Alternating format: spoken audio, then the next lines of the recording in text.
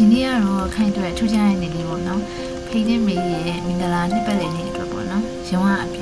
အပြေအခါလေးကိတ်သားကြည့်ရမှာ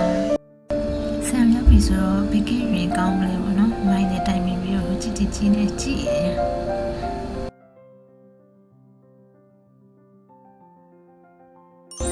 ကိန်းရရပြီပေါ့နော်အဲ့ဒါဆန်ရှင်းပြီးတော့ဒီပြန်တော့မယ်ပေါ့နော်အဲ့ဒါရှောင်းရရှုပ်လိုက်ကြအိမ်နဲ့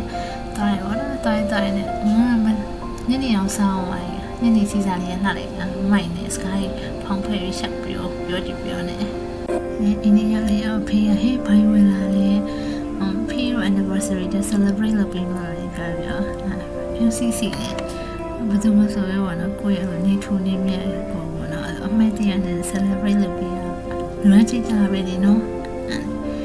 နေရပြိုနေရတယ်မိမဝဲစားနေရတယ်လက်ခုတီးကြပါမိမှုတ်တာပေါ့နော်မမမင်းနဲ့ဖေးနဲ့တိုင်မမကရပါဖေးရရင်မိမှုတ်ပြီးပါဖေးပြားဖြီးကိခွဲတော့မယ်အစားလိုက်ရှာပြီးအစားဖြီးပေါ့နော်ဖြီးတော့ကိခွဲဆိုတယ်အဖက်ရင်ဖေးပေါ့နော်ဝဲဒီဝဲဖေးအမမင်းကပစ္စည်းတွေကဖေးအကြည့်ခွဲပေးမယ်ဆိုရင်အမဖေးခွဲလိုက်ရောဒီရောလေးချစ်ချင်းမြတ်တာလှပပါတယ်ကိုတံမောနားလေပြီးတော့ကိုချင်းစာတရားရှိပြီးတော့သစ္စာရှိနဲ့ချစ်မိမဲ့သူတရားဖြစ်နေခဲ့ရပေါ့နော်ဒီလေခွင့်ပြီးွားရောအပြန်လန်မုခွန်ကျွေးကြတာအဲ့မြင်မရလေအရင်ချစ်လို့စရာကောင်းတယ်သူများကိုပြောပြလို့ပြရပို့ပြီးတော့ပြောဟဲ့လို့ခံစားရတယ်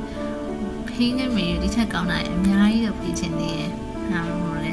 အများကြီးကြိုးစားနေရဲ့နော်ဗီဒီယိုလေးတော့ဒီမှာပဲအဆုံးသတ်လိုက်ပါတယ်နောက်ထပ်ဗီဒီယိုတွေတင်ခဲ့ရင်လည်းကြည့်ပေးကြပါဦးနော် Bye see you in the next video